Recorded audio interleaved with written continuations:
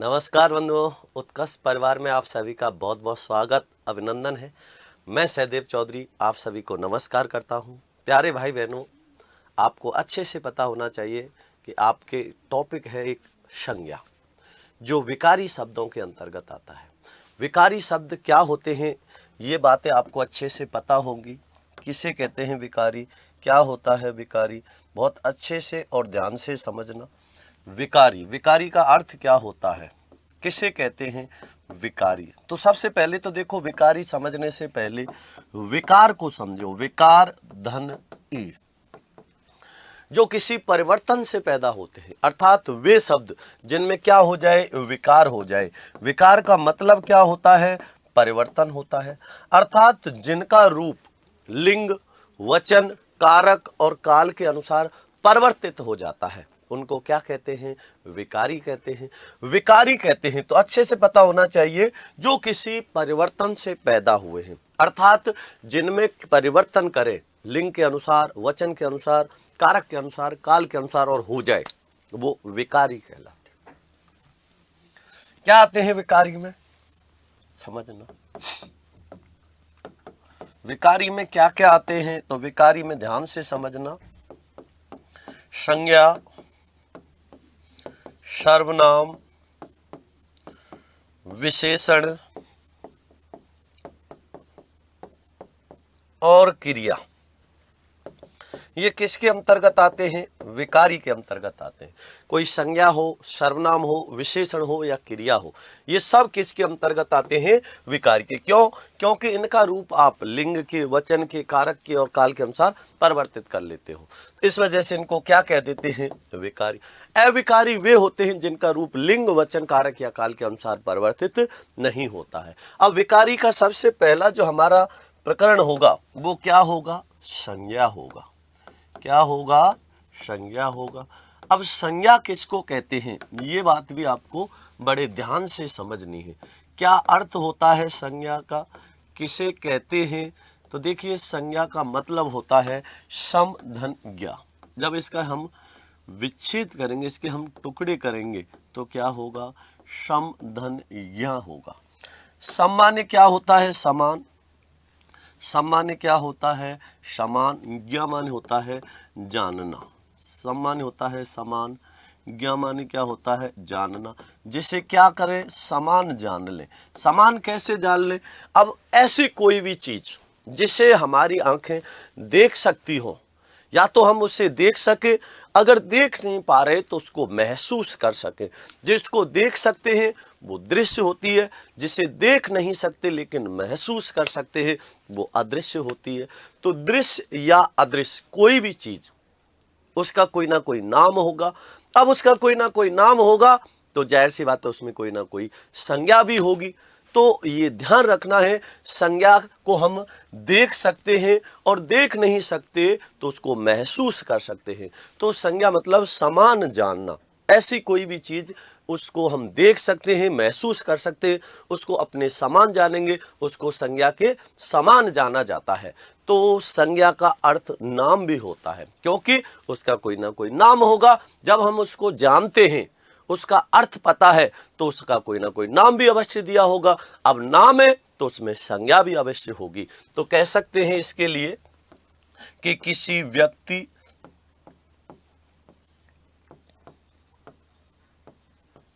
वस्तु, स्थान इत्यादि के नाम, जाति इत्यादि के नाम और जाति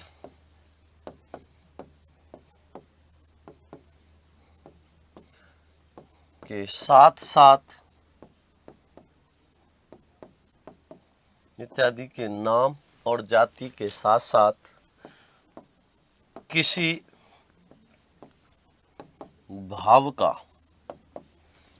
बोध कराने वाले शब्द, बोध मतलब होता है ज्ञान कराना, बोध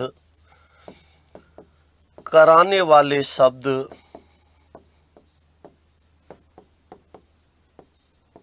संज्ञा कहलाते हैं।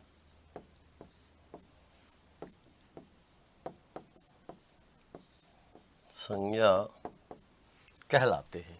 तो कोई व्यक्ति हो, कोई वस्तु हो या कोई स्थान हो, इनका नाम आ जाए, उनकी जाति आ जाए या किसी भाव, अवस्था, गुण, दशा, आकार, स्वभाव इत्यादि का बोध कराने वाले शब्द क्या कहलाते हैं? संज्ञा कहलाते हैं। अब इसमें समझना, जैसे जैसे मैंने कहा,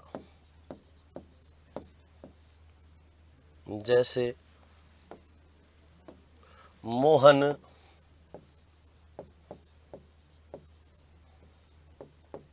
गरीबी में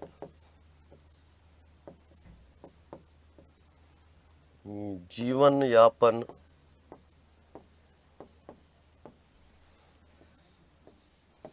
कर रहा है। अब इसमें मोहन क्या है? नाम है। मोहन क्या है? नाम है। गरीबी क्या है? भाव है। तो ये नाम है, इसलिए ये कौन सी संज्ञा हो गई? व्यक्तिवाचक संज्ञा। गरीबी क्या है? भाववाचक संज्ञा है। तो ये किसका बोध कराते हैं? किसी व्यक्ति, वस्तु, स्थान इत्यादि के नाम का बोध कराएंगे, या फिर उसकी जाति का बोध कराएंगे, या फिर किसी भाव के अर्थ का बोध कराएंगे। तो किसी व्यक्ति, वस्तु, स्थान, इनके नाम का बोध हो जाए, उनकी जाति का बोध हो जाए या किसी भाव के अर्थ का बोध हो जाए, उसे संज्ञा कहते हैं। अब बात करें अगर संज्ञा की, तो संज्ञा के जो भेद होते हैं वो 3 भेद होते हैं। अगर बात करें संज्ञा के भेद की या संज्ञा के प्रकार की, संज्ञा के कितने प्रकार होते हैं? 3 प्रकार होते हैं। संज्ञा के कितने प्रकार होते हैं? 3 प्रकार होते हैं। अब 3 प्रकार होते कौन कौन से हैं, ये बात भी आपको विशेष ध्यान रखनी है। तो संज्ञा के प्रकारों की बात की जा रही है, तो कितने प्रकार हो जाएंगे? 3 प्रकार होंगे। अब ये 3 प्रकार होंगे कौन कौन से, इसका भी विशेष ध्यान रखना है। एक तो होगी व्यक्तिवाचक संज्ञा,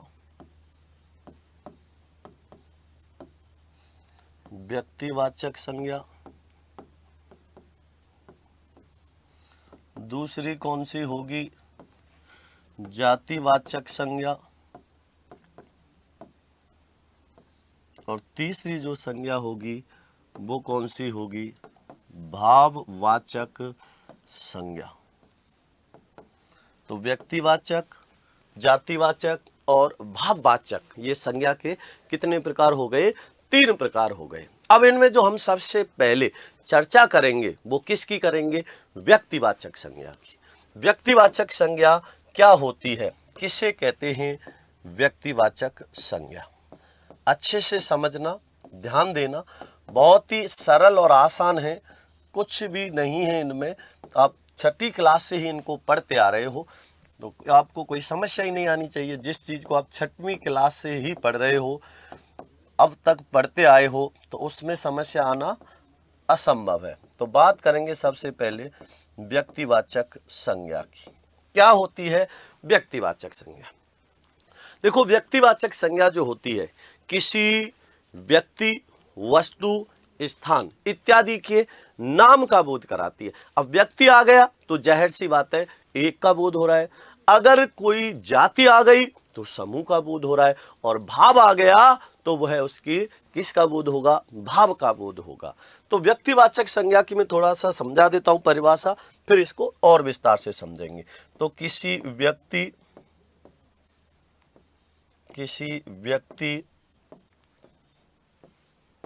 वस्तु,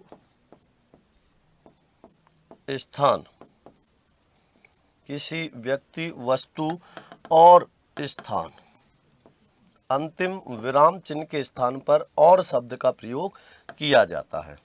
किसी व्यक्ति, वस्तु और स्थान इत्यादि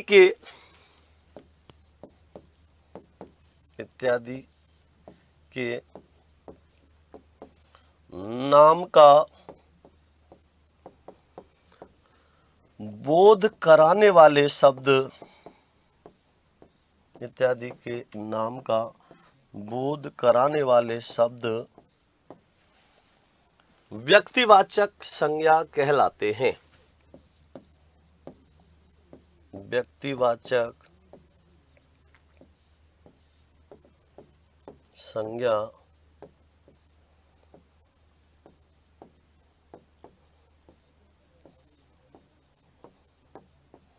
कहलाते हैं। तो कोई व्यक्ति हो, वस्तु हो या स्थान हो, उसका क्या आ जाए, नाम आ जाए, पर्टिकुलर एक नाम दे दिया जाए, तो वो क्या हो जाएगा, व्यक्तिवाचक संज्ञा हो जाएगी। जैसे समझना यहां, जैसे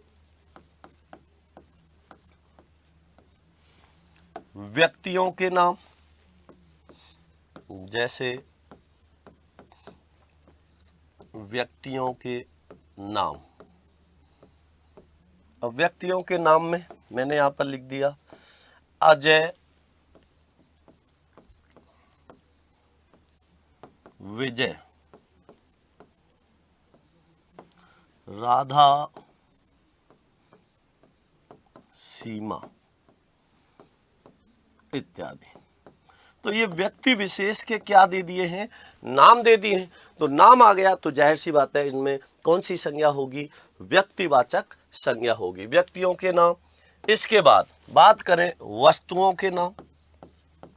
अब वस्तुओं के नाम में, वस्तुओं के नाम, बात करें वस्तुओं के नाम में, नाम की, तो देखो जैसे मैंने कहा, अब वस्तुओं के नाम आ जाए, वस्तु आ जाए, उसकी जाति आ जाए तो जातिवाचक होगा, लेकिन उसका नाम आ जाए तो इसको बहुत अच्छे से समझना।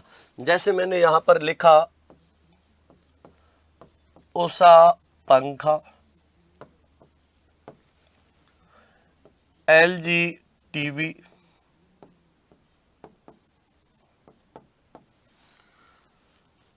Voltas AC,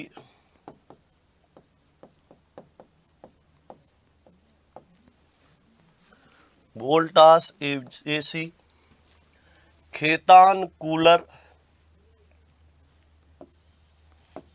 Khaitan cooler, Khaitan cooler, Godrej fridge, Godrej fridge, पंखा, टीवी, कूलर, फ्रिज, AC, और समझिए Reynold pen,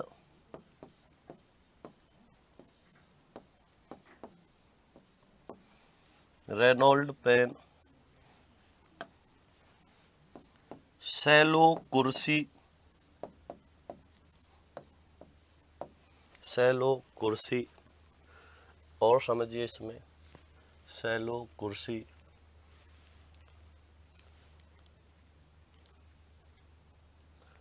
Lenovo laptop, Lenovo laptop, Samsung mobile, Samsung mobile. तो ये सब क्या हैं, वस्तुओं के नाम हैं। तो वस्तुओं के नाम आ जाए तो कौन सी संज्ञा हो जाएगी, व्यक्तिवाचक संज्ञा हो जाती है। कौन सी संज्ञा हो जाती है, व्यक्तिवाचक संज्ञा हो जाती है। तो ये भी आपको विशेष ध्यान रखना है, अच्छे से पता होना चाहिए। अब बात करेंगे व्यक्तियों के नाम, वस्तुओं के नाम के बाद में स्थानों के नाम। किसकी बात करेंगे, स्थानों के नाम की बात करेंगे। अब स्थानों के नाम में यहां ध्यान देना और ध्यान से समझना। स्थानों के नाम, अब स्थानों के नाम में क्या आएंगे, कोई स्थान विशेष का नाम आ जाएगा। अब जैसे मैंने आपसे कहा विदेशों में कोई नाम आ जाए, जैसे जापान, भारत, बीकानेर, जोधपुर, रातानाडा, रातानाडा, और समझिए रातानाडा। तो जापान, भारत, बीकानेर, जोधपुर, रातानाडा। इसके अलावा जैसे मैंने कहा स्थान में खुशी ई मित्र, खुशी ई मित्र, खुशी क्या होगा, ई मित्र। सिर्फ ई मित्र होता तो जाति हो जाती, ई मित्र का नाम आ गया। खुशी मित्र। और समझिए, तो खुशी ई मित्र हो गया, जापान, भारत, बीकानेर, जोधपुर, रातानाडा, ये सब किसका बोध करा रहे? स्थान का बोध करा रहे। ये कोई ना कोई क्या है? स्थान है। अब इसके अलावा जैसे मैंने कहा अरावली पर्वत, अरावली पर्वत, इसी में मैंने लिख दिया राजस्थान यूनिवर्सिटी या राजस्थान विश्वविद्यालय, राजस्थान विश्वविद्यालय। अब ये सब क्या है? स्थान है। और जहां भी स्थान के अर्थ का बोध होता है वहां कौन सी संज्ञा होती है? विशेष ध्यान रखना, वहां पर किसी व्यक्ति, वस्तु, स्थान के नाम का बोध हो जाए तो व्यक्तिवाचक है, अगर उनकी जाति का बोध हो जाएगा तो जातिवाचक है। तो ये सब किसका बोध करा रहे? ये किसी ना किसी नाम का बोध करा रहे। इसलिए इनमें कौन सी संज्ञा होगी? व्यक्तिवाचक संज्ञा होगी। तो ये भी आपको विशेष ध्यान रखना है।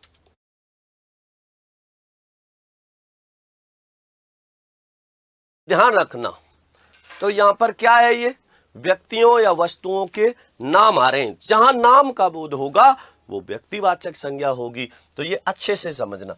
बात करेंगे अब जातिवाचक संज्ञा की। दूसरा भेद कौन सा होता है? जातिवाचक संज्ञा का होता है। अब जातिवाचक संज्ञा क्या होती है, किसे कहते हैं? तो नाम से पता लग रहा होगा, किसी जाति का। अच्छा, उसमें आपको एक जो बहुत ही महत्वपूर्ण और उपयोगी बात ध्यान रखनी है, वो क्या ध्यान रखनी है? अब आप कुछ नियम पढ़ लेते हो व्यक्तिवाचक संज्ञा की पहचान के विशेष नियम। अब व्यक्तिवाचक संज्ञा की पहचान के विशेष नियम में कैसे पढ़ लेते हो? जैसे नदियों के नाम आ जाएं, झीलों के नाम आ जाएं, समुद्रों के नाम आ जाएं, दिन या वारों के नाम आ जाएं, महीनों के नाम आ जाएं, पत्र या पत्रिकाओं के नाम आ जाएं, पुस्तकों के नाम आ जाएं, इसके अलावा किसी ऐतिहासिक युद्ध का नाम आ जाए, मेले त्योहारों का नाम आ जाए, ऐसे करके आप सैकड़ों की संख्या में नियम पढ़ते हो। आपको इतने नियम पढ़ने की आवश्यकता ही नहीं है। आपको तो बस एक बात का ध्यान रखना है, और वो क्या ध्यान रखना है? कि व्यक्तिवाचक संज्ञा का प्रयोग हमेशा एक वचन में किया जाता है। तो मैं यहाँ नोट लगा के लिख देता हूँ, विशेष करके लिख देता हूँ, जिससे कि आपको ये समस्या ही नहीं आए। तो मैं यहाँ लिख देता हूं, व्यक्तिवाचक संज्ञा का प्रयोग, व्यक्तिवाचक,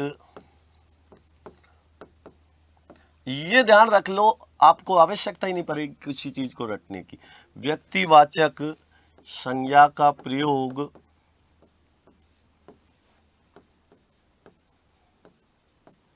हमेशा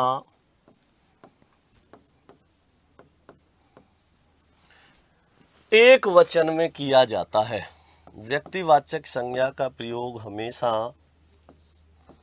एक वचन में किया जाता है।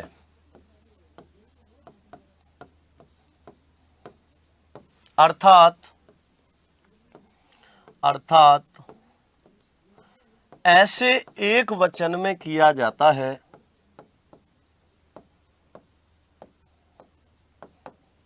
अर्थात ऐसे एक वचन में किया जाता है,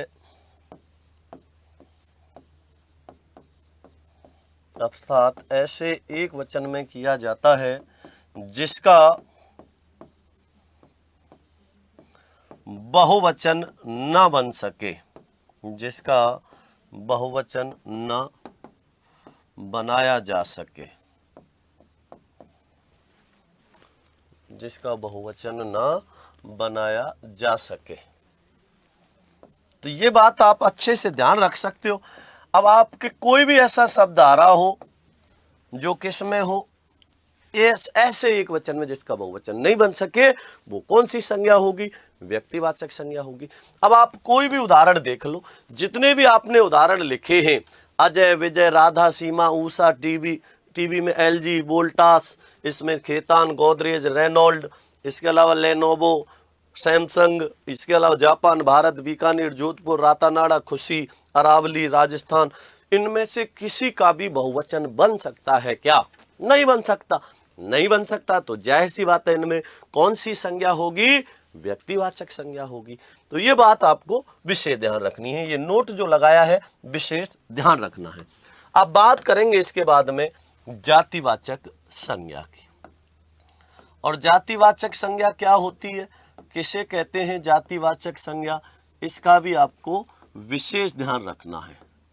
जातिवाचक संज्ञा, जाति का मतलब होता है कोई ना कोई समूह होगा, कोई ना कोई जाति होगी, एक व्यक्ति नहीं हो सकता, उनकी पूरी जाति होगी, एक ही संज्ञा नहीं है वो किसी न किसी जाति का बोध कराएगी। अब जातिवाचक संज्ञा में किसी व्यक्ति का भी प्रयोग हो सकता है, वस्तु का प्रयोग हो सकता है, या फिर किसी का वर्ग का, तो कोई व्यक्ति वस्तु या स्थान का हो सकता है। तो कोई व्यक्ति हो सकता है, उसका जाति, उसका वर्ग, उसका समूह हो सकता है। इस प्रकार से जातिवाचक संज्ञा क्या होती है, जो किसी व्यक्ति, वस्तु, स्थान इत्यादि की या तो पूरी जाति या वर्ग का बोध कराए, उसे क्या कहते हैं, जातिवाचक संज्ञा कहते हैं। तो इसमें समझना ध्यान से, मैं लिख देता हूं, वे संज्ञा शब्द, वे संज्ञा शब्द जो किसी,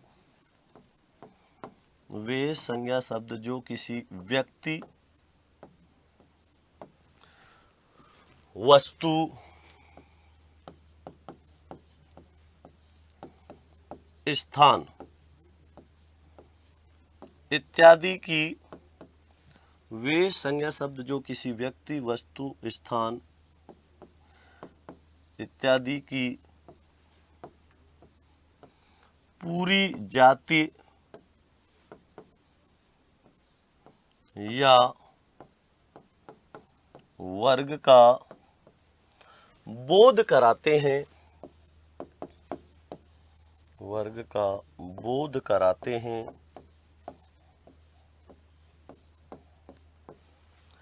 जातिवाचक संज्ञा शब्द कहलाते हैं, जातिवाचक संज्ञा शब्द कहलाते हैं।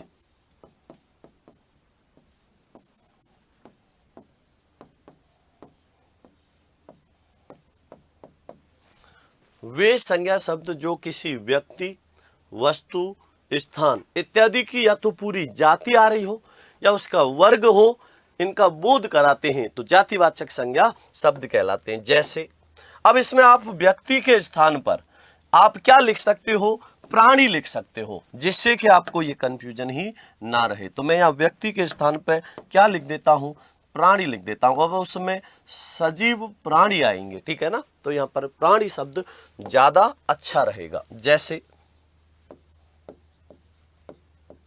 जैसे मैंने कहा प्राणी, अब प्राणी में क्या आ जाएंगे, सजीव, जैसे मैंने कहा मनुष्य है,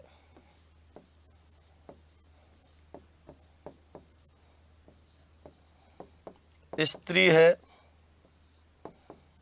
पशु है, पक्षी है,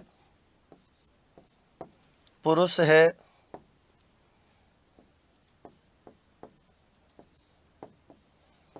लड़का है, लड़की है,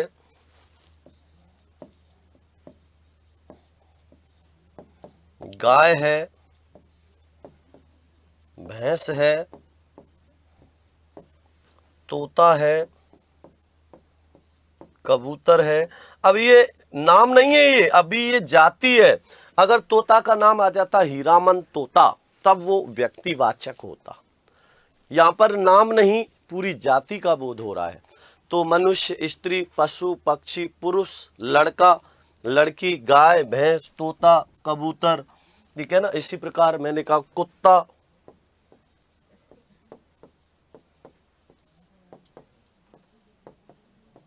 बिल्ली,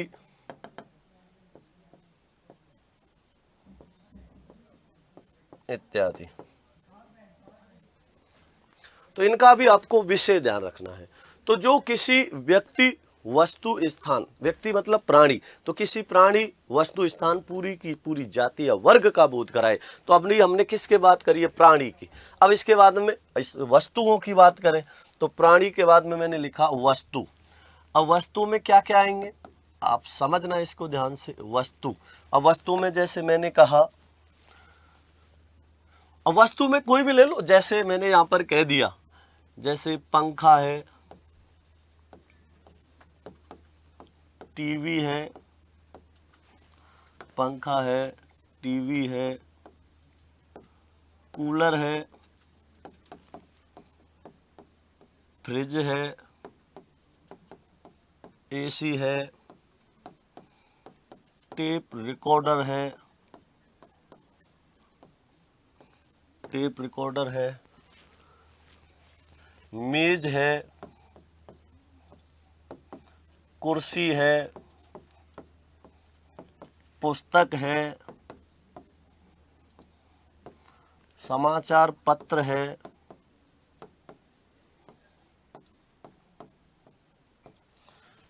समाचार पत्र है। इसके अलावा मैंने कहा वस्तु, समाचार पत्र इत्यादि लिख दो। ये सब किसका बोध करा रहे हैं, किसी ना किसी वस्तु का बोध करा रहे हैं। तो किसी व्यक्ति की पूरी जाति आ रही हो, किसी वस्तु की पूरी जाति का बोध हो रहा हो। अब कोई नाम विशेष आ रहा है क्या, पंखा, TV, cooler, fridge, AC, tape record, मेज, कुर्सी, पुस्तक, समाचार पत्र, ये सब क्या है, कोई ना कोई वस्तु है। वस्तु है तो जाहिर सी बात है इसकी पूरी जाति का बोध हो रहा है। अब बात करें अगर स्थान की, बात किसकी की जाए, अगर स्थान की, तो स्थान में क्या आएंगे, जैसे मैंने लिखा विदेश,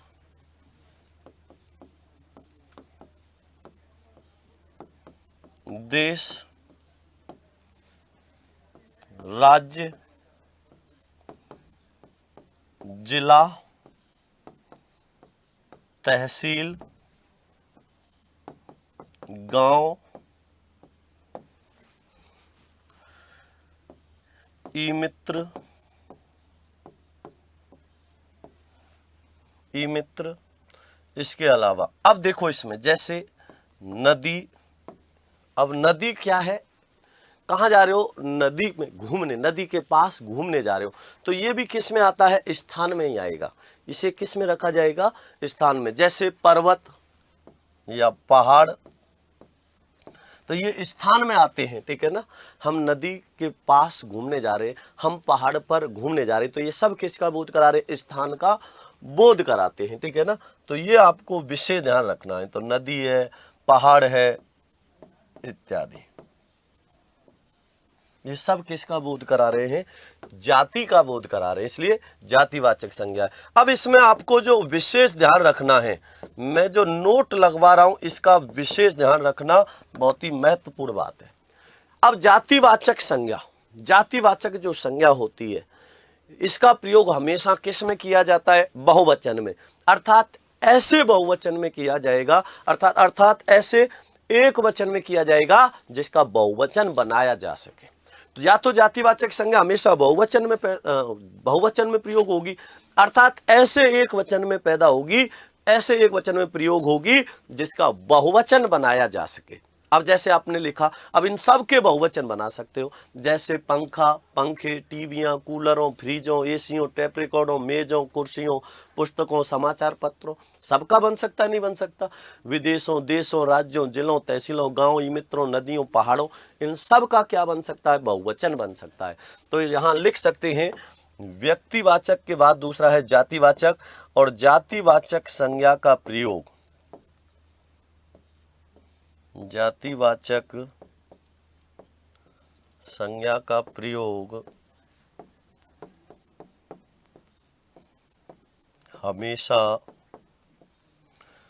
बहुवचन में किया जाता है। जातिवाचक संज्ञा का प्रयोग हमेशा बहुवचन में किया जाता है,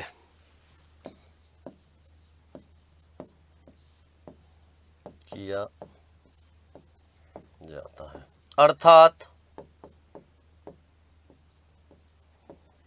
ऐसे एक वचन में किया जाता है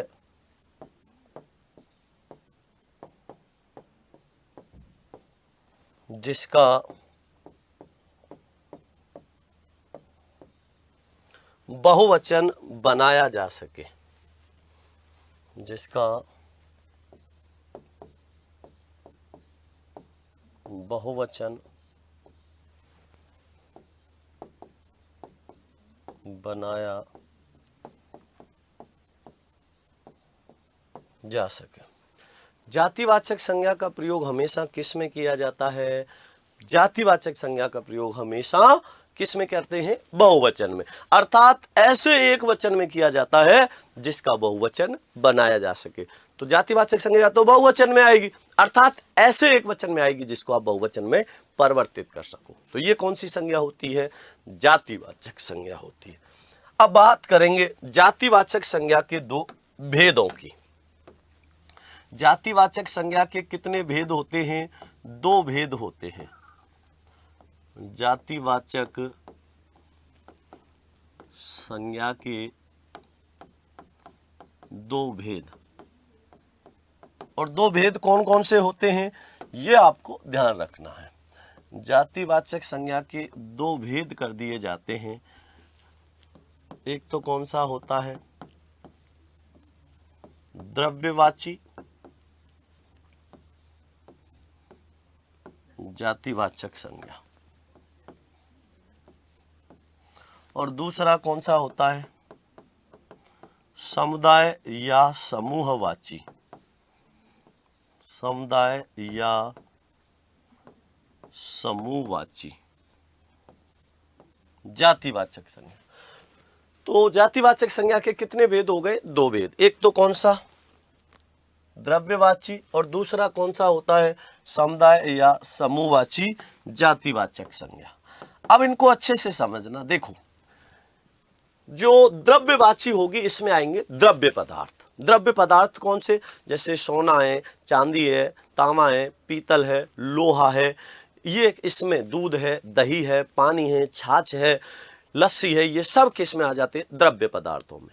और जो किसी समुदाय या समूह का बोध कराएंगे वो समुदाय या समूहवाची हो, जैसे सेना है, पुलिस है, सभा है, सम्मेलन है, गोष्ठी है, टीम है, गुच्छा है, कुंज है, ढेर है, ये किसी ना किसी समूह का बोध कराते हैं। तो द्रव्य पदार्थ आएंगे तो द्रव्यवाची जातिवाचक संज्ञा, और कोई समूह का बोध हो रहा होगा तो समूहवाची जातिवाचक संज्ञा। तो सबसे पहले बात करते हैं इसमें द्रव्यवाची जातिवाचक संज्ञा की।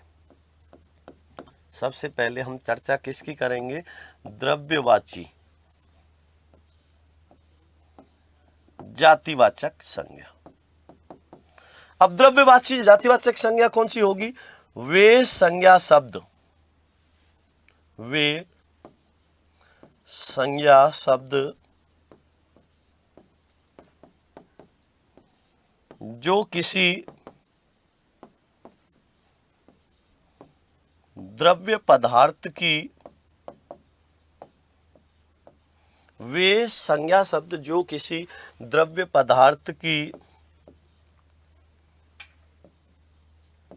पूरी जाति का बोध कराते हैं, पूरी जाति का बोध कराते हैं,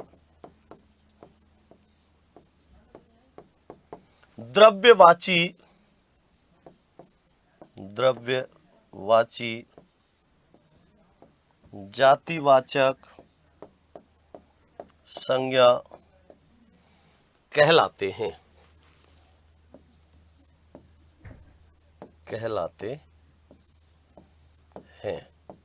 जैसे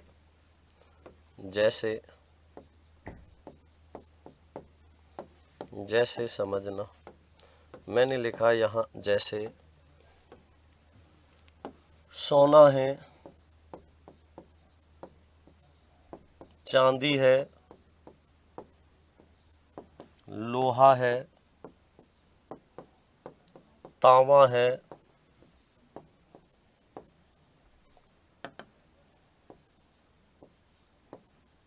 पीतल है, दूध है, घी है, पानी है, पेट्रोल है, डीजल है, इत्यादि। ये सब किसका बोध करा रहे हैं? किसी ना किसी जाति का बोध करा रहे हैं। तो वे संज्ञा शब्द जो किसी द्रव्य पदार्थ की पूरी जाति का बोध कराते हैं क्या कहलाते हैं? द्रव्यवाची जातिवाचक संज्ञा कहलाते हैं। जैसे सोना, चांदी, लोहा, तांबा, पीतल, दूध, घी, पानी, पेट्रोल, डीजल, ये सब क्या है? द्रव्य पदार्थ है। और द्रव्य पदार्थ किस में आते हैं? द्रव्यवाची जातिवाचक संज्ञा में आएंगे। अब इसका जो दूसरा भेद होता है वो कौन सा होता है? समुदाय या समूहवाची।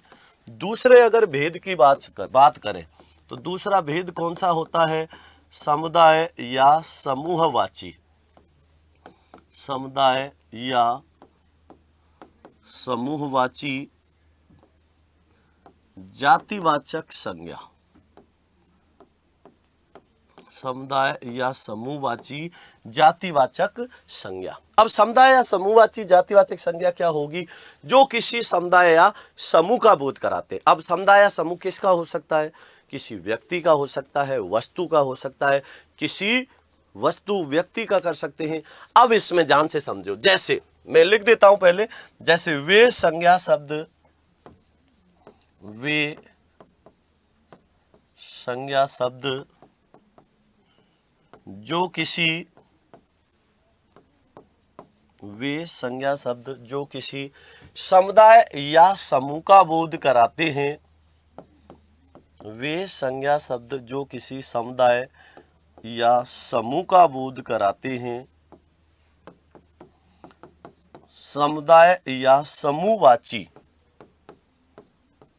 समुदाय या समूहवाची,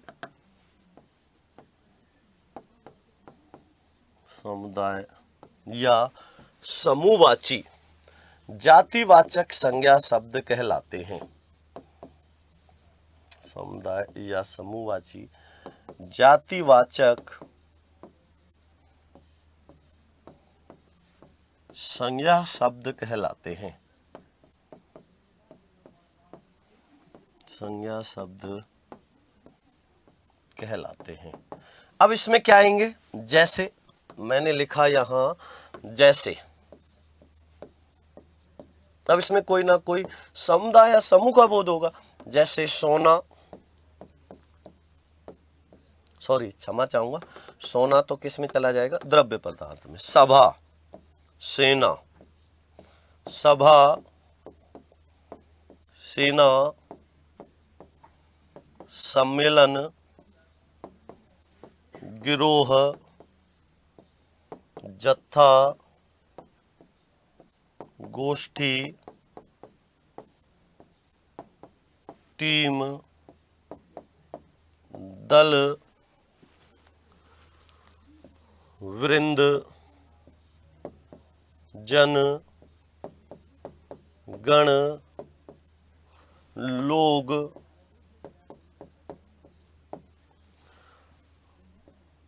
पुलिस। अब और समझिए इसमें गुच्छा, ढेर, कुंज,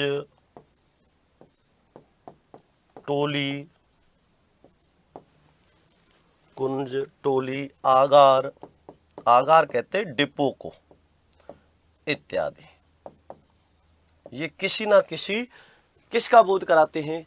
समूह का बोध कराते हैं। इसमें कोई ना कोई समूह होगा। अब देखो जैसे सभा, सेना, सम्मेलन, गिरोह, डाकुओं का जत्था, सत्याग्रहियों का होता है गोष्ठी, आप जानते ही उस गोष्ठी होती है, संगोष्ठी होती है, टीम, दल, वृंद कहते हैं समूह को। जैसे गुरु वृंद, अध्यापक वृंद, जन, जन, गण, वृंद, लोग, वर्ग जोड़ के एक वचन से बहुवचन बनाते हैं। जैसे अध्यापक, अध्यापक गण, गुरु, गुरुजन, अध्यापक गण लगा दिया, गुरु जन लगा दिया, ठीक है ना। तो वृंद, जन, गण, लोग, पुलिस, गुच्छा आप जानते हो चाबियों का या अंगूरों का, ढेर कूड़े का, कुंज कहते हैं वृक्षों का समूह, और टोली बच्चों की, बंदरों की, आगार कहते हैं डिपो को। डिपो को हिंदी में क्या कहते हैं? आगार कहते हैं। तो ये सब किसका बोध करा रहे हैं? किसी ना किसी समूह का बोध करा रहे हैं। तो ये समूहवाची शब्द। अब देखो परीक्षा में प्रश्न कैसे पूछ लेता है। आपसे पूछा कि पुलिस शब्द में संज्ञा है। अब पुलिस का मतलब कोई एक व्यक्ति तो होगा नहीं, समूह होगा। पुलिस शब्द में संज्ञा पूछेगा तो समुदाय या समूहवाची होगा, और विकल्प में समुदाय समूहवाची नहीं दे रखा हो तो कौन सा हो जाएगा, जातिवाचक संज्ञा होगा। तो ये बात आपको विशेष ध्यान रखनी है। तो अच्छे से समझ में आ गया होगा, इनका विशेष ध्यान रखना है, ठीक है। अब इसके बाद बात करेंगे किसकी, भाववाचक संज्ञा की। अगला जो भेद है तीसरा, वो किसका है, भाववाचक संज्ञा का होता है। अब भाववाचक संज्ञा क्या होती है, किसे कहते हैं भाववाचक संज्ञा, ये भी अच्छे से समझना है। भाववाचक संज्ञा, भाव का बोध कराएंगे तो इसमें किसका बोध होता है, किसी ना किसी भाव का बोध होता है। तो देखिए, वे संज्ञा शब्द, वे संज्ञा शब्द जो किसी भाव अवस्था,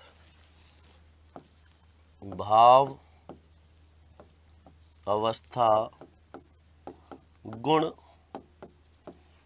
दशा, आकार, स्वभाव इत्यादि के अर्थ का बोध कराते हैं। भाव, अवस्था, गुण, दशा, आकार, स्वभाव इत्यादि के अर्थ का बोध कराते हैं, अर्थ का बोध कराते हैं भाववाचक संज्ञा शब्द कहलाते हैं, भाववाचक संज्ञा शब्द कहलाते हैं, भाववाचक संज्ञा शब्द कहलाते हैं। अब इसमें कैसे आएंगे, ध्यान से समझना। जैसे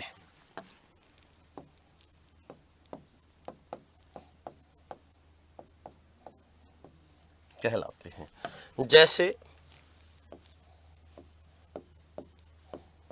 मैंने लिखा यहां, जैसे भाव में क्या आएंगे, जैसे मैंने लिखा अमीरी,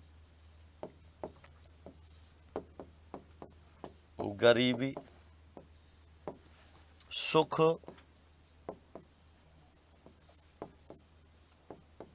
दुख, बुढ़ापा,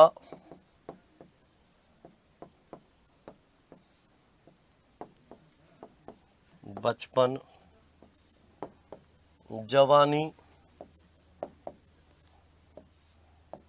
सुख, दुख, अमीरी, गरीबी, बुढ़ापा, बचपन, जवानी। और समझिए इसमें प्रेम, प्यार, स्नेह, प्रीति, बैर, प्रार्थना, दया इत्यादि। ये सब किसका बोध करा रहे हैं, भाव का बोध करा रहे हैं। किसका बोध कराते हैं, भाव का। अभी इसमें आप चाहो तो और भी बहुत सारी चीजें लिख सकते हो, ठीक है ना। और भी बहुत सारी चीज लिखना चाहो तो क्या लिख सकते हो, जैसे और थोड़ा सा बढ़ा देता हूं, वैसे मैंने लिखा दया, ये भाव हो गए। अब इसमें देखो, जैसे मैंने लिखा ईमानदारी, ईमानदारी क्या है, भाव है। ईमानदारी, गरीबी, ईमानदारी, गरीबी, गरीबी तो लिख चुके हो आप। बेईमानी, ईमानदारी, बेईमानी, मोटापा, मोटापा क्या होता है, भावित होता है। मोटापा क्या है, एक भाव है। मोटा धन आपा मिला के लिखेंगे तो क्या बन जाता है, मोटापा या मोटापा। तो ये भी क्या होता है, एक भाव होता है, ठीक है ना। इसके अलावा जैसे मुस्कुराहट, मुस्कुराहट, झगड़ा, मुस्कुराहट है, झगड़ा है,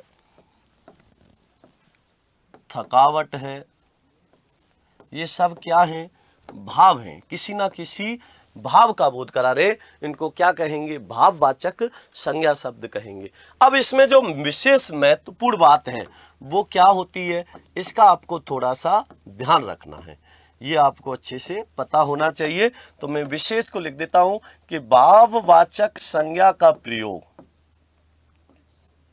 भाववाचक संज्ञा का प्रयोग हमेशा एक वचन में,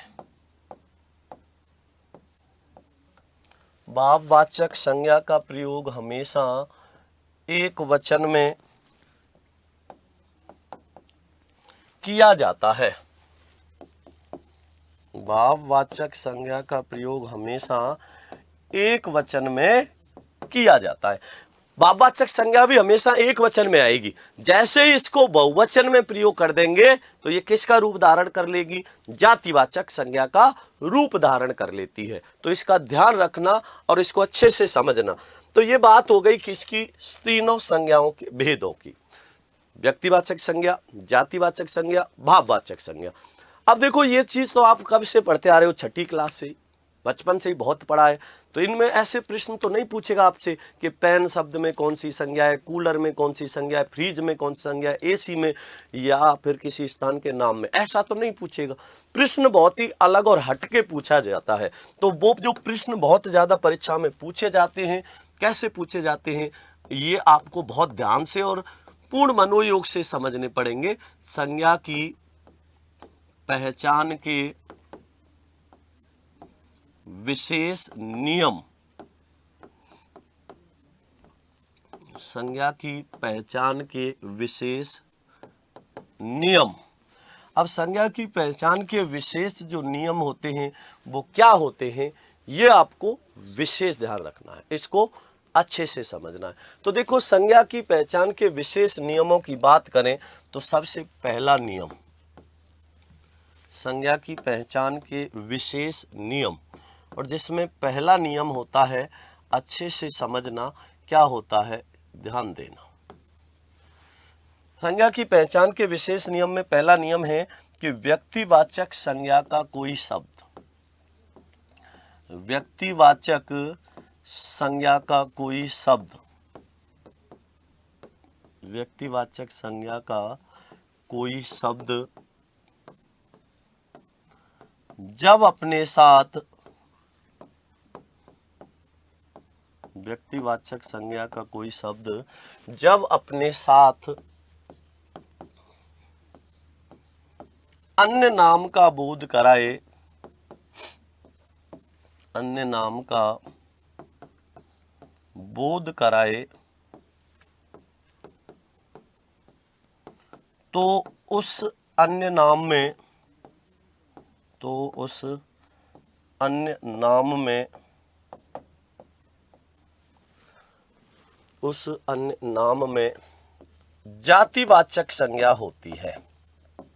तो उस अन्य नाम में जातिवाचक संज्ञा होती है। पहला, जैसे उस अन्य नाम में कौन सी होती है, जातिवाचक संज्ञा होती है। कैसे होगी समझना ध्यान से। जैसे, जैसे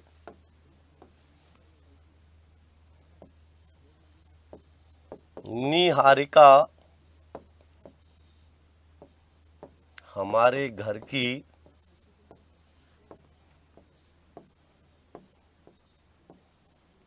लक्ष्मी है। निहारिका हमारे घर की लक्ष्मी है। अब निहारिका में कौन सी संज्ञा है, व्यक्तिवाचक संज्ञा है, और इस निहारिका को ही क्या कहा जा रहा है, लक्ष्मी कहा जा रहा है। तो व्यक्तिवाचक संज्ञा का कोई शब्द अपने साथ अन्य नाम का बोध करा दे तो निहारिका में तो कौन सी संज्ञा हो गई, व्यक्तिवाचक संज्ञा हो गई।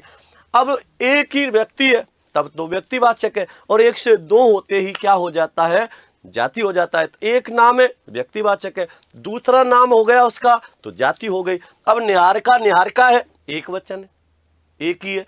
तो ये व्यक्तिवाचक है। अब निहारिका और लक्ष्मी दो नाम हो गए, तो लक्ष्मी में कौन सी संज्ञा हो जाएगी? जातिवाचक संज्ञा हो जाएगी। तो व्यक्तिवाचक संज्ञा का कोई शब्द जब अपने साथ अन्य नाम का बोध करा दे तो उस अन्य नाम में कौन सी संज्ञा होती है? जातिवाचक संज्ञा होती है। अब इसके बाद बात करें, मैं जैसे मैंने लिखा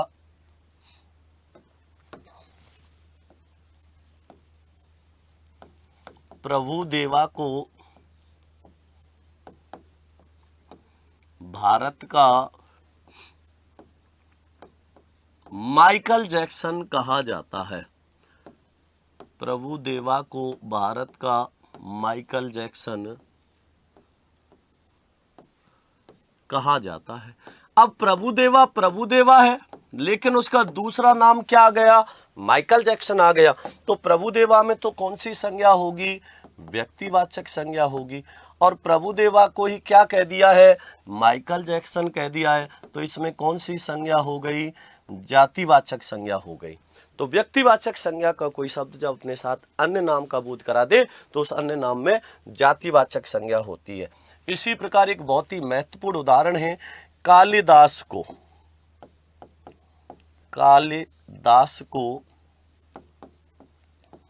भारत का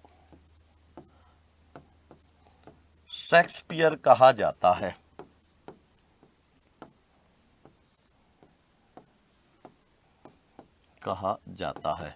अब यहां पे देखो, ध्यान से समझना। कालिदास कौन है? व्यक्तिवाचक संज्ञा है। और इस कालिदास को ही क्या कह दिया? शेक्सपियर कह दिया। तो इसमें कौन सी संज्ञा हो गई? जातिवाचक। तो व्यक्तिवाचक संज्ञा का कोई शब्द जब अपने साथ अन्य नाम का बोध कराए तो उस अन्य नाम में कौन सी संज्ञा होगी? जातिवाचक संज्ञा हो जाएगी। भाई कालिदास व्यक्ति है, एक नाम है उसका। अब कालिदास और दूसरा नाम शेक्सपियर हो गया। एक से दो नाम होते ही आपको अच्छे से पता है जातिवाचक हो जाता है। एक ही नाम व्यक्ति है, दो नाम जाति हो जाती है। इसी प्रकार निर्मल गहलोत को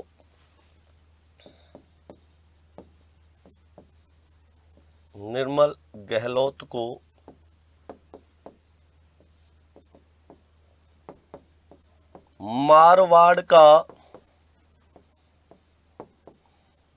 भामाशाह कहा जाता है। निर्मल गहलोत को मारवाड़ का भामाशाह कहा जाता है। अब देखो, निर्मल गहलोत कौन है? व्यक्तिवाचक संज्ञा है।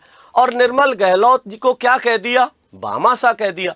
तो भामाशाह कहते ही कौन सी संज्ञा हो जाएगी? जातिवाचक संज्ञा हो जाएगी। तो निर्मल गहलोत जी कौन सी संज्ञा है? व्यक्तिवाचक संज्ञा है। और इनको क्या कह दिया? भामाशाह कह दिया। तो भामाशाह कहते ही इनका दूसरा नाम क्या हो गया? भामाशाह हो गया। इसलिए इनमें कौन सी संज्ञा होगी? जातिवाचक संज्ञा होगी। तो व्यक्तिवाचक संज्ञा का कोई शब्द जब अपने साथ अन्य नाम का बोध कराए तो उस अन्य नाम में जातिवाचक संज्ञा होती है। तो यहां पर निर्मल गहलोत जी को क्या कह दिया है? भामाशाह कह दिया है। तो एक नाम उनका निर्मल गहलोत, दूसरा नाम भामाशाह हो गया। तो दूसरा नाम, दो नाम होते ही कौन सी संज्ञा हो गई? जातिवाचक संज्ञा हो गई। तो ये बात भी आपको विशेष ध्यान रखनी है। तो व्यक्तिवाचक संज्ञा का कोई शब्द जब अपने साथ अन्य नाम का बोध करा दे तो उस अन्य नाम में जातिवाचक संज्ञा होती है। तो ये भी आपको विशेष ध्यान रखना है। तो पहला नियम समझ में आ गया होगा। बात करते हैं अब दूसरे नियम की। और दूसरा नियम क्या है? ध्यान से समझना। जातिवाचक संज्ञा का कोई शब्द, जातिवाचक संज्ञा का कोई शब्द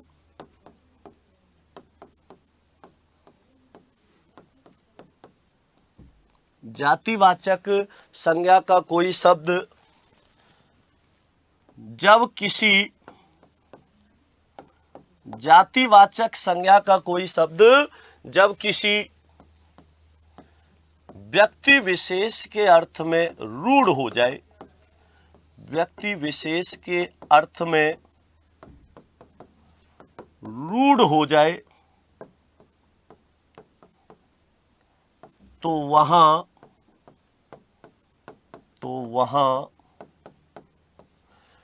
व्यक्तिवाचक संज्ञा होती है। तो वहां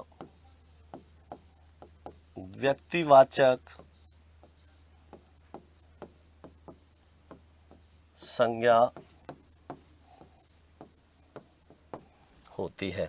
तो कोई जातिवाचक संज्ञा का शब्द है और वो किसके अर्थ में रूढ़ हो जाए, किसी व्यक्ति विशेष के अर्थ में, तो वहां कौन सी संज्ञा हो जाएगी, व्यक्तिवाचक संज्ञा हो जाएगी। जैसे मैंने कहा शब्द है गांधी है, पटेल है, गांधी है, पटेल है, मोदी है। ये क्या है, नाम थोड़ी है, क्या है ये, जाति है। क्या है ये, गांधी, पटेल, नेहरू, ये कोई नाम थोड़ी है, तो जाति है। लेकिन ये किसी व्यक्ति विशेष के अर्थ में रूढ़ हो गए। मैंने जैसे ही गांधी कहा, आपको तुरंत कौन से याद आ जाता है, महात्मा गांधी जी, राहुल गांधी जी याद आते हैं क्या। जैसे मैंने कहा पटेल जी, तुरंत आपको कौन याद आ जाते हैं, सरदार वल्लभ भाई पटेल जी। जैसे ही मैंने कहा मोदी, मोदी कहते ही तुरंत आपके दिमाग में नरेंद्र मोदी जी की तस्वीर आ जाती है। तो इसलिए ये क्या है, जाति है, लेकिन व्यक्ति विशेष के अर्थ में रूढ़ हो गए। तो मैं यहां लिख देता हूं,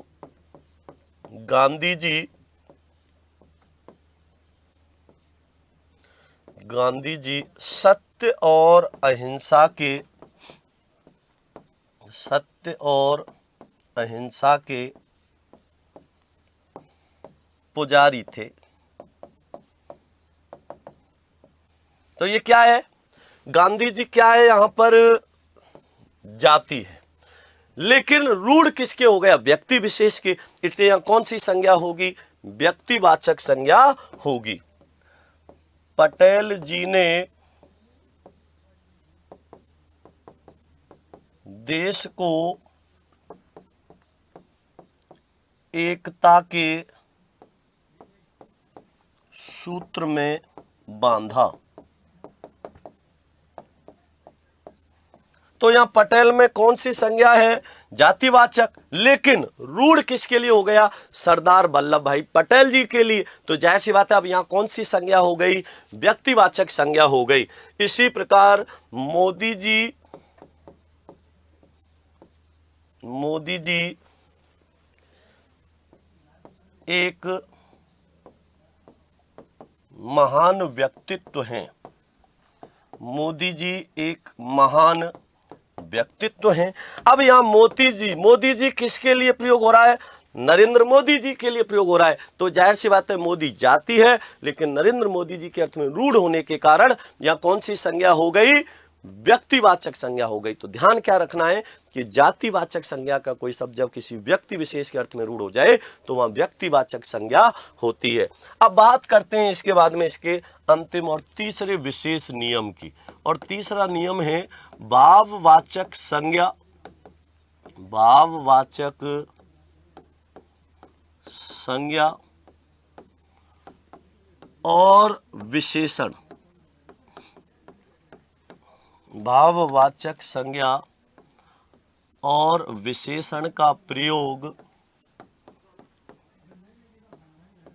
हमेशा एक वचन में किया जाता है। भाववाचक संज्ञा और विशेषण का प्रयोग हमेशा एक वचन में किया जाता है। जैसे ही इनको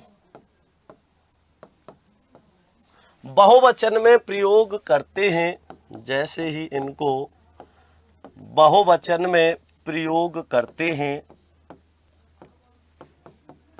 जैसे ही इनको बहुवचन में प्रयोग करते हैं, जातिवाचक संज्ञा का रूप धारण कर लेते हैं। जातिवाचक संज्ञा का रूप धारण कर लेते हैं। जैसे, ध्यान देना और इसको ध्यान से समझना। जैसे, अब मैं यहां पर लिख रहा हूं, अच्छे से समझना। जैसे बड़ों का सम्मान करो, बड़ों का सम्मान करो। अब इसमें बड़ों क्या है, विशेषण है कि नहीं है? बड़ों क्या है, विशेषण है।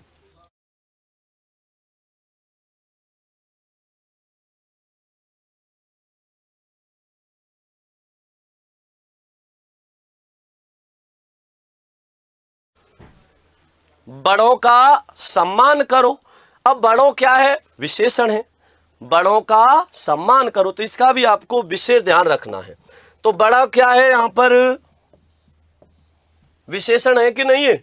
बड़ा आदमी। और बड़ा को जैसे ही बहुवचन में प्रयोग किया, ये किसका रूप धारण कर लेगा, जातिवाचक का। बड़ों का सम्मान करो। इसी प्रकार मैंने लिखा गरीबों की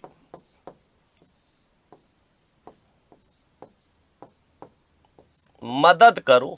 अब गरीब क्या है, विशेषण है, और गरीब को किस में प्रयोग कर दिया, बहुवचन में। क्या बन गया, जातिवाचक संज्ञा। गरीब विशेषण है, गरीबों क्या हो गया, किस में प्रयोग हो गया, बहुवचन में, जातिवाचक संज्ञा हो गई। अब इसी प्रकार मैं लिख रहा हूं भाववाचक संज्ञा, ठीक है ना। जैसे प्रार्थनाएं, प्रार्थनाएं अवश्य काम आती हैं, प्रार्थनाएं अवश्य काम आती हैं। तो प्रार्थना क्या है, भाव है, और इसको बहुवचन में प्रयोग कर दिया तो ये क्या बन गया, जातिवाचक संज्ञा हो गया। प्रार्थनाएं अवश्य काम आती हैं, तो प्रार्थनाएं क्या हो गया, बहुवचन में। जैसे बहुवचन में प्रयोग करिए इसका, तो क्या बन गया, ये जातिवाचक संज्ञा। इसके अलावा और समझिए, जैसे मैंने कहा